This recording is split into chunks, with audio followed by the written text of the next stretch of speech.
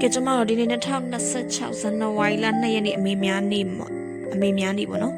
မိမကျမတော့ချက်သားဟင်းမဆလာချက်ကိုချက်သားဟင်းကိုမဆလာနဲ့ချက်တာပြီးတော့ပြည်စုံပိတ်ကလာဟင်းနေပေါ့နော်ချက်ပြီးတော့စားပြတယ်ကဲဘာမှလည်းမဆိုင်ဘူးနော်ဘာမှမဆိုင်လည်းချက်ကြည့်ပေးပါအောင်ကျမတော့အဲ့လိုမျိုးထမင်းဆိုင်တော့လို့အားရပါရစားတာကြိုက်တယ်ပေါ့နော်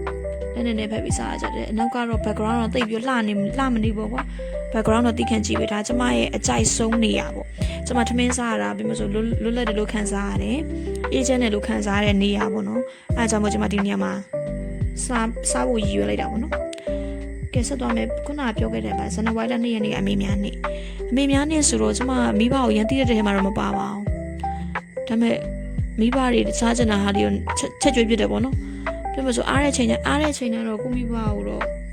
သူတို့စားကျင်တာလေးတွေကိုချက်ကျွေးပြပါတယ်နော်အဲ့လိုပဲချက်ကျွေးနေပဲကျမပြောမယ်ဆိုလို့ရှိရင်အစားအသောက်ကိုပို့ပြီးခုံမင်လာတာပေါ့နော်အဲကြောင့်မို့ကျမဝိတ်ချဖို့ကလည်းစီစဉ်နေပါတယ်ဒါပေမဲ့အစီအစဉ်ကတိတ်ပြီးတော့